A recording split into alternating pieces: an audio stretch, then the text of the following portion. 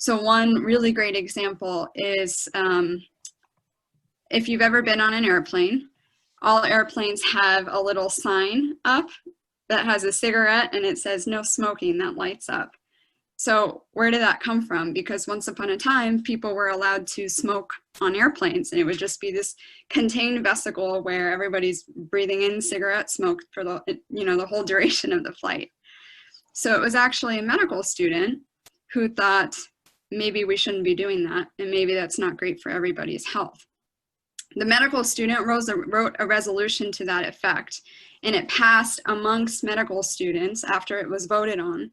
It went to the physician level. Again, it was voted on, debated, it was ultimately passed. And then it was lobbied for on behalf of the AMA in Congress. And eventually that became a law. It became a national law in the United States that smoking would be prohibited on airplanes. And then internationally, other airline companies followed suit. So now you'll see any airline you go on, whether it's national, domestic, or whether it's a different airline from another country, smoking is not allowed. And that's how that law came about. So it just goes to show you the kind of power that being part of these organizations really enables you to have, and the ways in which you can have direct engagement.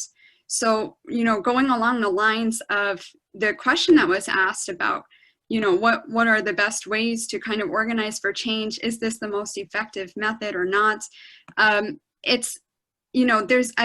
I personally believe there's a lot of different methods in which any of us can become advocates on behalf of ourselves and on behalf of our patients.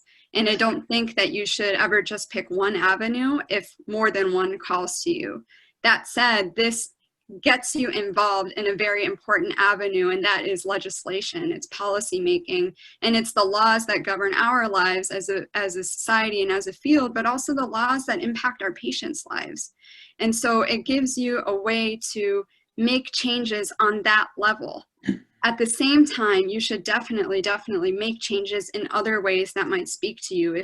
If direct activism speaks to you, grassroots level activism, nonprofits, marching, protests, rallies, if those speak to you, you should 100% do those too. And in fact, you can even use MSSNY as a vehicle for that kind of change and organize events through MSSNY for the medical students here to rally with you and to carry out your viewpoint. A couple of years ago, I was chair for the advocacy committee in the medical student in MSSNY. And we were having midterm elections back then, and it came to our attention that many medical students were not registered to vote. And in part, it was because of how busy we all are. We're busy in clerkships, we're busy in classes, we have to study, we constantly have exams, and sometimes it's a little bit difficult to figure out if you're registered and how to register. Now, of course, there's a lot of really great resources that are out, but 2 years ago, they weren't there.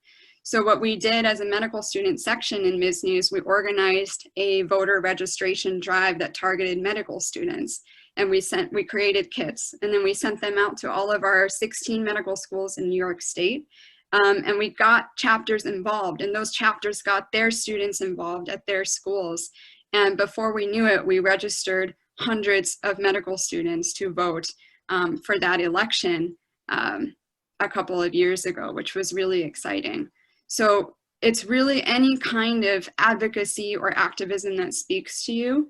You can use your membership in MSSNY and in the AMA to help bring that vision into reality and to help create the changes that you want to see. And instead of waiting to become a physician to do that, this gives you the power to start now as a medical student. So if you have any more questions about that, definitely reach out to me, anybody here on the panel, or feel free to add more into the chat.